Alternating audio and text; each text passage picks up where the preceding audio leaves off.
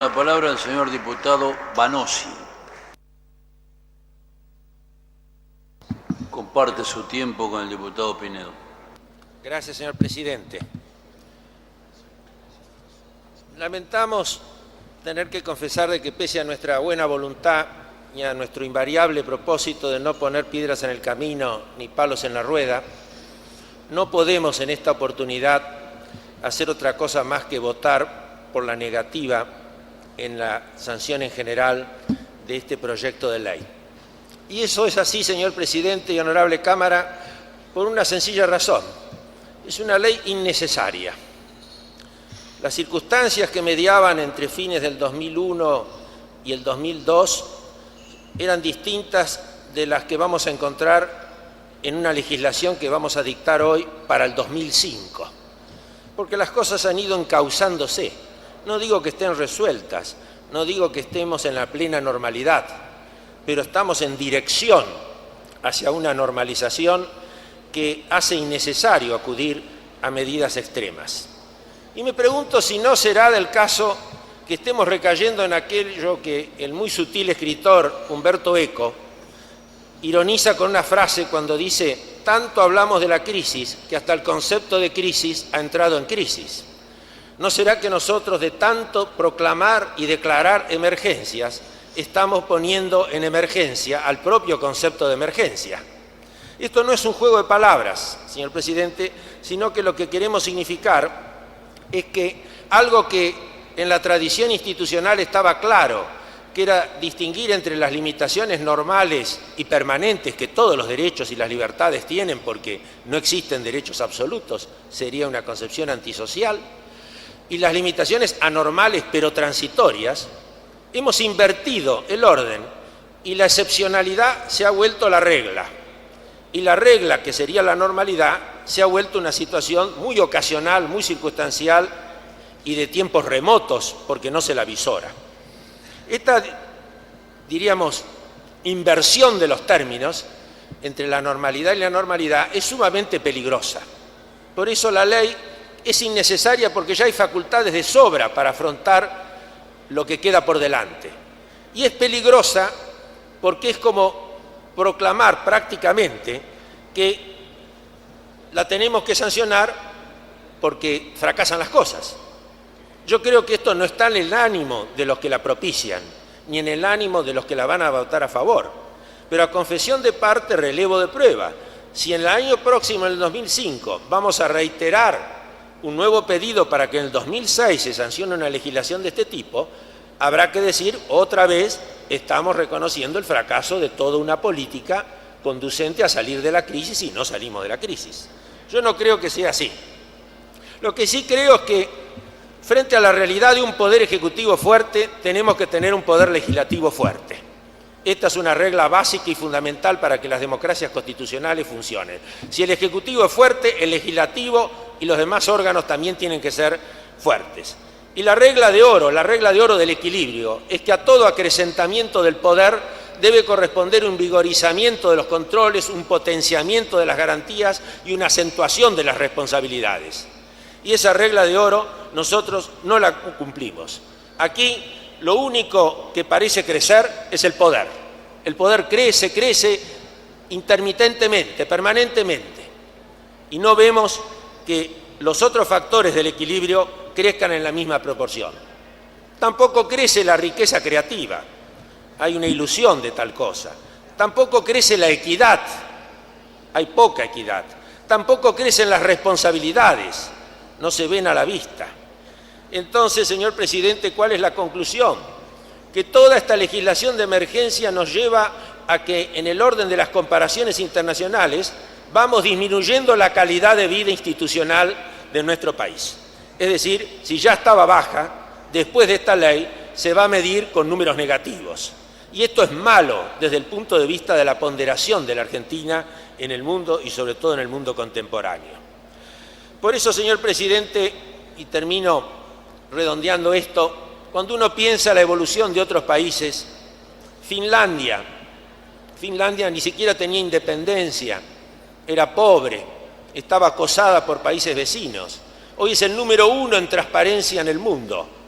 Es el país con mayor índice de lectura de los niños y de la juventud, que en vez de ver televisión cholula, leen y estudian.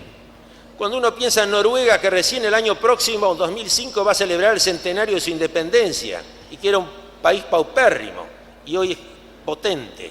Canadá, que Nicanor Molinas, profesor de geografía en los años 13 en el Colegio Nacional de Santa Fe, ponía un plano o un mapa mundi con Canadá en el extremo norte y la Argentina en el extremo sur, y le decía a sus alumnos: Canadá, un pobre dominio británico, condenado toda su vida a ser colonia. Argentina, un país promisorio que ya es una realidad, el país del porvenir, el país de la grandeza, del crecimiento, de las oportunidades. Entonces, señor presidente, ¿qué nos ha pasado? La pregunta es esa. Y ya lo decía un escritor cuando pasábamos de un siglo al otro. En la ciudad indiana, Juan Agustín García, en 1900, decía: los argentinos nos caracterizamos por una cosa, hacemos culto del coraje, pero al mismo tiempo tenemos desprecio de la ley. Y el coraje está bueno tenerlo, pero a través de la ley normal, de la ley permanente, de la ley que permita la calculabilidad, la previsión, la predictibilidad, la certeza, la certidumbre, que es la seguridad jurídica, en una palabra, señor presidente. Entonces, ¿nos hemos transformado en qué? Y lo digo con tristeza, no es una ironía. Somos meros concubinos del estado de excepción. La excepcionalidad está concubinada con nosotros y nosotros con ella, en una relación promiscua de la cual no sabemos cómo zafar, y cada vez nos atamos más y nos hundimos más en ese círculo, diríamos, perverso y no normal para salir del tema. Entonces, señor presidente, no quiero ser pesimista, pero creo que nuestro voto negativo solo podría revertirse si en el horizonte próximo hubiera una salida. Y la única salida que veo es que se produzca un milagro. Nada más, señor presidente. Gracias, diputado. Diputado Pinedo tiene la palabra. Señor presidente, lo que está pasando hoy en el Congreso argentino da miedo. En el Senado de la Nación están sancionando una ley ya votada por nosotros que le permite a un señor que el pueblo no eligió disponer, como se le ocurra, de 77.000 millones de pesos el año que viene. Y en la Cámara de Diputados estamos dando sanción a este proyecto de ley sancionado por el Senado, por el que el Congreso argentino está delegando en el Poder Ejecutivo Nacional facultades que voy a tratar de demostrar hoy aquí, que ni siquiera sabemos qué es lo que son.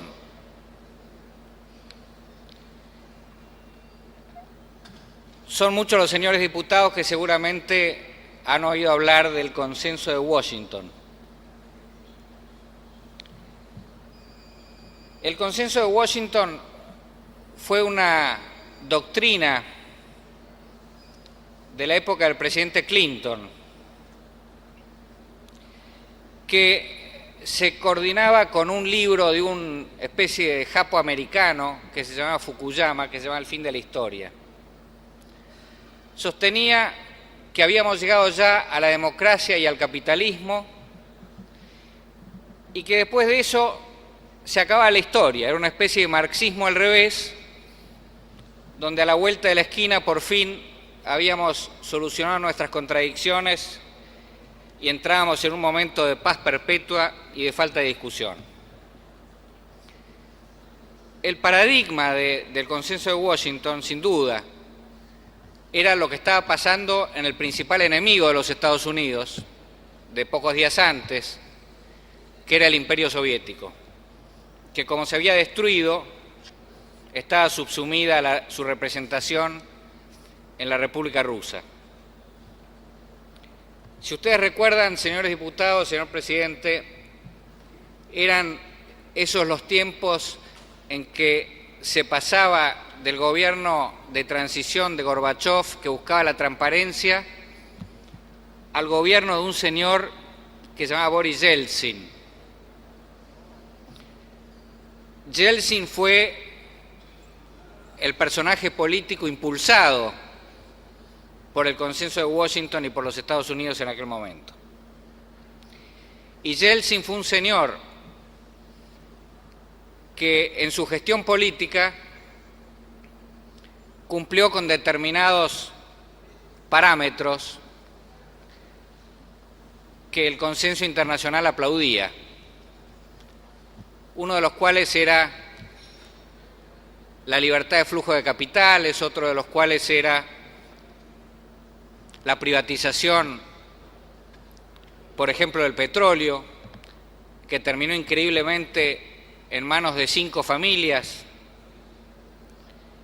Pero fundamentalmente lo que hizo Yeltsin fue gobernar por decretos que acá llamaríamos de necesidad y urgencia, y los organismos internacionales de crédito, cuando tenían que verificar el milagro ruso, el milagro capitalista de Rusia, aplaudían cuando el presidente Yeltsin conculcaba facultades a la Duma de Rusia. Y así llegamos a un sistema casi dictatorial del señor Yeltsin, si ustedes recuerdan, que culminó cuando, a mi criterio, y lo digo con la impunidad que da ser diputado de la Nación, cuando garantizó impunidad designando a una persona apoyada por el sistema político internacional que era un miembro de la KGB,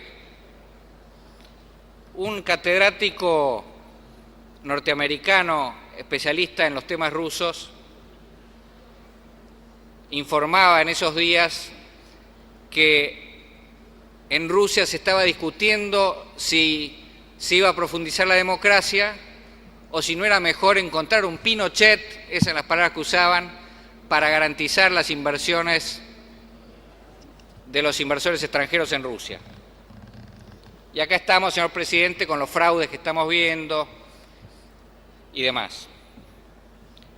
Lo que está pasando en el Congreso argentino da miedo, señor presidente, porque se dice una cosa y se hace la contraria.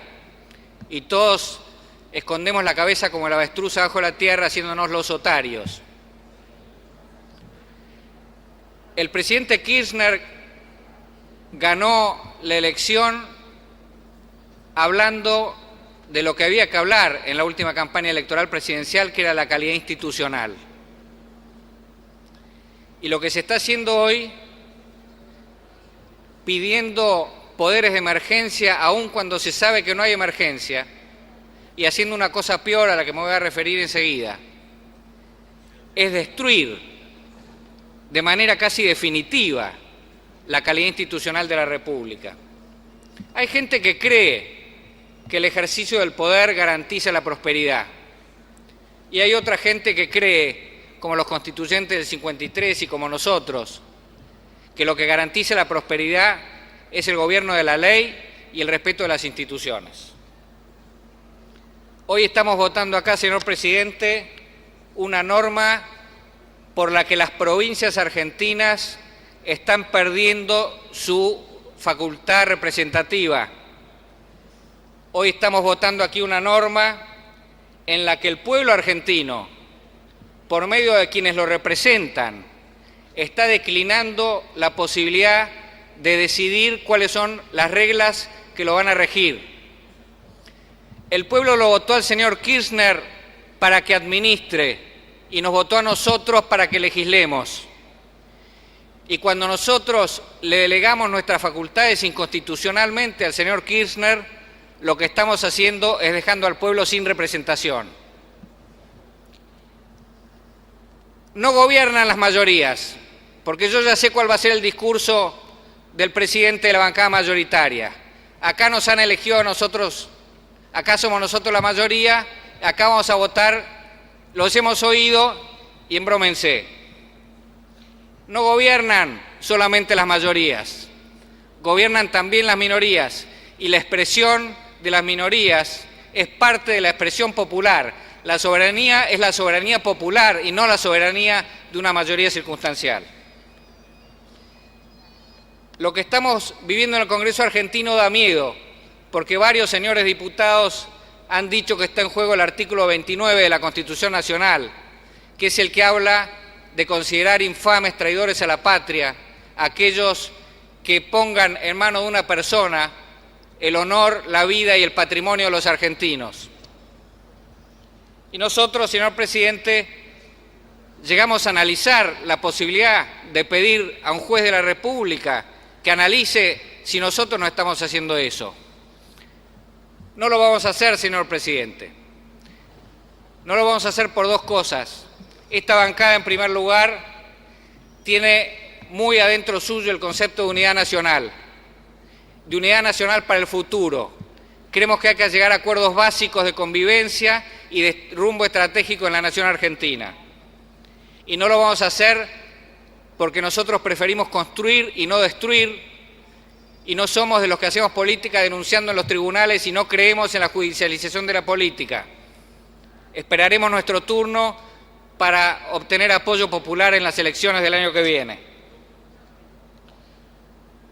Pero lo que está pasando hoy aquí da miedo, porque simulando que estamos prorrogando la ley del año 2002, en realidad la estamos tergiversando y estamos haciendo un operativo de magia que no nos permite saber hacia dónde vamos. Veamos por qué digo esto, y termino, señor presidente. La ley del 2002 hizo algo formalmente correcto. Vamos a delegarle algunas funciones al presidente. Estaban establecidos cuáles eran esas facultades que le íbamos a delegar. Y como dice la Constitución, vamos a ponerle límites al presidente, porque si no le hubiéramos puesto límites a esa delegación de facultades, la delegación sería inconstitucional. ¿Cuáles son los límites, señor presidente? Los límites son los del artículo 2 de la ley 25.561, en los incisos 1 a 4, que no hace falta que se os repita, pero fundamentalmente son el reordenamiento del sistema financiero, reactivar la economía, mejorar el nivel de empleo, crear condiciones de crecimiento económico sustentable y reglar la reestructuración de las obligaciones en curso de ejecución. Ahora, señor presidente, la magia del artículo 2 del proyecto que estamos tratando hace que esto, que son límites al comportamiento del Ejecutivo, se transformen en facultades delegadas. Entonces, el maravilloso artículo 2 dice que el Poder Ejecutivo podrá declarar la cesación del estado de emergencia en alguna de las bases enumeradas en los incisos 1 a 4 del artículo 1. Estas bases no son facultades delegadas, son límites. Están convirtiendo a los límites, que son muy amplios, en facultades delegadas. Y de esto resulta que no sabemos qué es lo que estamos delegando. Entonces, de esta interpretación extraordinaria, que le pedí una interrupción al miembro informante de la mayoría que no me la dio, para que me explique qué quiere decir esto de que el Poder Ejecutivo pueda declarar la cesación de la emergencia respecto de sus límites. La interpretación extraordinaria es que el Poder Ejecutivo, no es una interpretación solamente mía, la senadora Sonia Escudero le hizo lo mismo en el Senado de la Nación, del Partido Justicialista, Sonia Escudero. El Poder Ejecutivo podría proceder al reordenamiento del sistema financiero, aparentemente como quiera. Podría hacer cualquier cosa para reactivar el funcionamiento de la economía, mejorar el nivel de empleo, distribuir los ingresos, crear condiciones para el crecimiento económico sustentable, etcétera, etcétera. O sea, podría hacer absolutamente lo que quiera en cualquier materia. La Corte Suprema de Justicia de la Nación ha dicho que esta delegación es inconstitucional porque no hay emergencia, ya lo han dicho. Y en otras ocasiones ha dicho que son inconstitucionales las delegaciones cuando no hay límites. Este es un caso patente de eso, señor presidente. Por lo tanto, la voluntad de llevar esto adelante hace que dé miedo, pero la verdad que haberlo llevado adelante es una cosa francamente lamentable, patética e inconstitucional. Nada más, señor presidente.